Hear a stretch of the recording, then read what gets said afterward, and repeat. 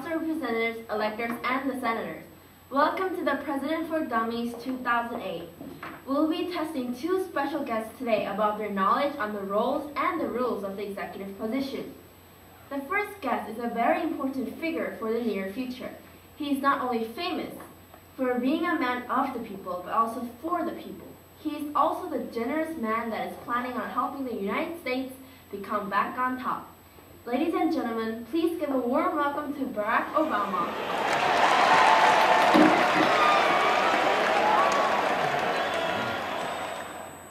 The next guest is President Bush. Good afternoon, gentlemen. Hello. Hi. We'll start off with the introductory question right away. How long is a presidency term? Well, Lauren, a term is 4 years. No, it ain't. Now, I've been president for the past years, and I know it's way more than just 4 years. I've been president for, wait a second, 1, 2, 3, 7, 9, more than 8. Well, I'm surprised to know that President Bush does not know the term for presidency. The Constitution states that the president shall hold his office during the term of 4 years. Senator Obama, that means you're right. Let's move on to how the president is appointed. How long does the vice president hold his office? Well, he works as long as I want to, whether that may be 1 day or 10 years. Well, that will be 4 as well. What? He is right. The vice president is chosen for the same term of 4 years.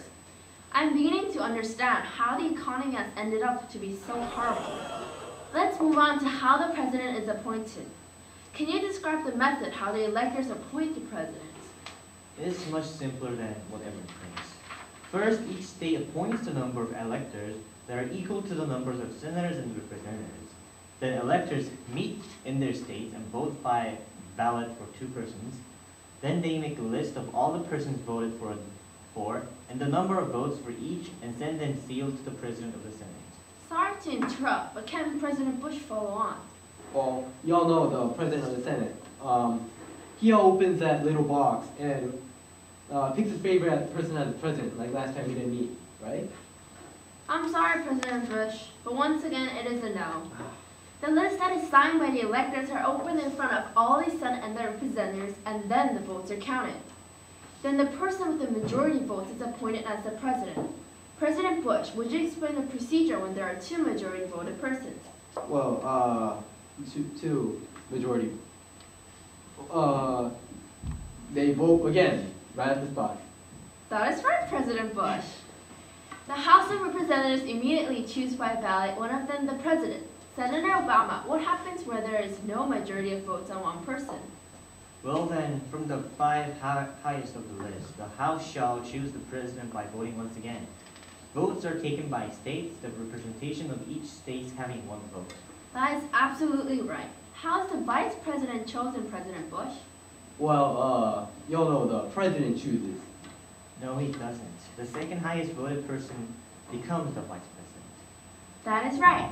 If there are 2 or more persons with equal votes, then the Senate chooses the vice president by ballot.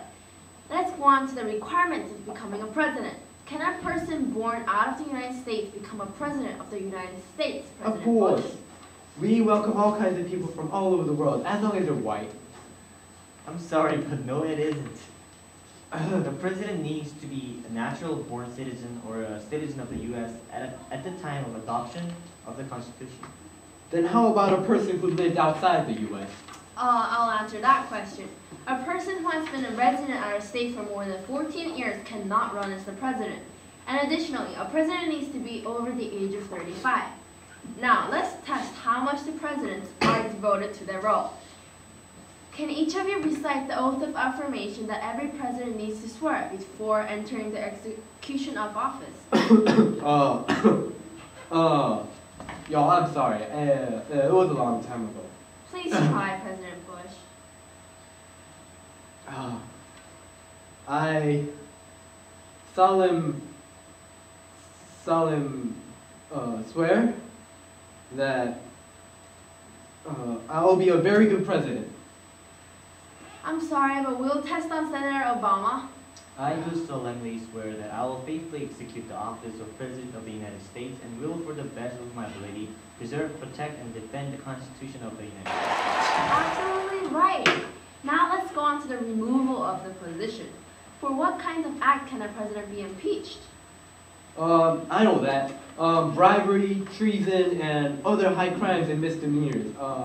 My wife made me memorize that. Very good. Senator Obama, is the president paid for his duties? Yes, the president would get a compensation during the term that cannot be raised during the term. I deserve $1 million for what I've done for this country. Okay. President Bush, what role does the president have in the army? I know that exactly. I control the army like my little dolls. My soldier boys. That's kind of right, but let's rephrase that. The president is the commander-in-chief of the Army and Navy of the United States. Oh, that's what I meant. That's how I declared war in Iraq. Let's move on. Senator Obama, can the president make treaties? In fact, yes, but only with the advice and the consent of the Senate. The president can also appoint ambassadors, public ministers, and judges of the Supreme Court, and other officers. Yes, the president can do so with the advice and consent of the Congress. Lastly, does the president need to care if the laws are well executed? No, I don't have that role. The judges do that for me. The president, in fact, does need to take care of that. The laws are faithfully executed. Once again, and as always, Senator Obama is right. The president from time to time should give the Congress the information of the State of the Union and take care of the laws. Yes, that is done to maintain a very well-informed government all around. Wait, I thought the president was supposed to have all the power. I am the president. Now y'all look all here. I have the power to send troops wherever I want. I've been holding it in, but you two have been making me look like an idiot in front of all these American citizens. I will not let this just by. I demand to see the man who organized this. Well, that would be it for the President for Dummies 2008 competition. What are you doing? Senator Obama proved that he is well notified of the rules and the Who's in rules charge? of the position. Thank you. Who's in charge?